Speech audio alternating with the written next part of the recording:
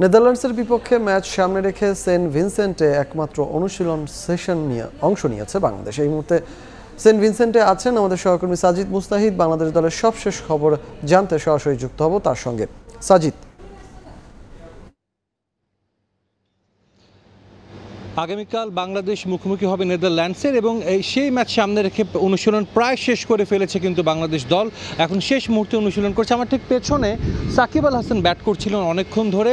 সাকিব কিন্তু আমরা জানি যে রান খরায় রয়েছেন, রান পাচ্ছেন না, উইকেটও পাচ্ছেন না। সো সাকিবকে আমরা আজকে দেখেছি অনেকক্ষণ ধরে তিনি ব্যাটিং করেছেন এবং এর আগে কিন্তু তিনি বোলিংও করেছেন বেশ কিছুটা সময়।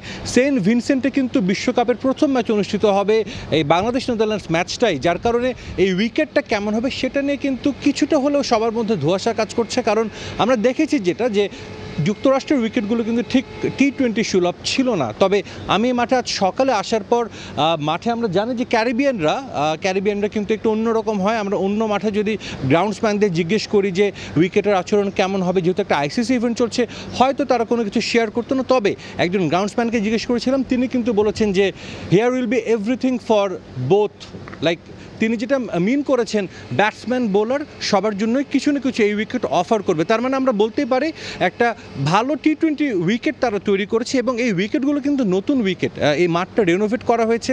রেনোভেট করার পর আমরা দেখেছি অনেক নতুনত্ব এসেছে মাঠটাতে। সবশেষ 10 বছর আগে এই মাঠে খেলেছিল বাংলাদেশ দল ওয়েস্ট ইন্ডিজের সাথে। এরপর কিন্তু টানা 10 বছর কোনো আন্তর্জাতিক ম্যাচ হয়নি। সো ডেফিনেটলি নতুন উইকেট, নতুন মাঠ, অনেক কিছু রেনোভেট করা হয়েছে। বাংলাদেশ কিন্তু কালকের ম্যাচটা জিতলে আমরা বলে দিতে পারি যে হয়তো নিশ্চিত হয়ে যাবে সুপার 8। নেদারল্যান্ডসের কিন্তু এখনও সুযোগ রয়েছে। সো তারাও কিন্তু ছেড়ে কথা বলবে না। বাংলাদেশের বিপক্ষে যে কোনো মূল্যে তারা জিততে চাইবে। তাদের অনুপ্রেরণা হিসেবে কাজ করবে। গত ওয়ানডে বিশ্বকাপে তারা কিন্তু বাংলাদেশকে হারিয়েছিল। সো এবারও কিন্তু তারা চাইবে। এবং সবচেয়ে বড় কথা, নেদারল্যান্ডস দলে কিন্তু রয়েছেন রাসেল ডমিঙ্গো, যিনি দীর্ঘদিন বাংলাদেশ দলের কোচ ছিলেন এবং এখন তিনি নেদারল্যান্ডস দলের সঙ্গে জড়িত। তো ডেফিনেটলি তিনিও চাইবেন এখান থেকে, যেহেতু তাকে চাকরি ছেড়ে যেতে হয়েছে, একটা তাদের দলকে জেতানোর। তবে শেষ পর্যন্ত আমরা নিশ্চয়ই প্রত্যাশা করব যে সাকিব জ্বলে উঠবেন। বাংলাদেশ দল গত ম্যাচটা হেরে গিয়েছিল ক্লোজলি, এই ম্যাচে দিয়ে আবার জয়ধারে ফিরবে। তো আমার কাছে আপাতত এই ছিল সবশেষ খবর সেন্ট ভিনসেন্ট থেকে।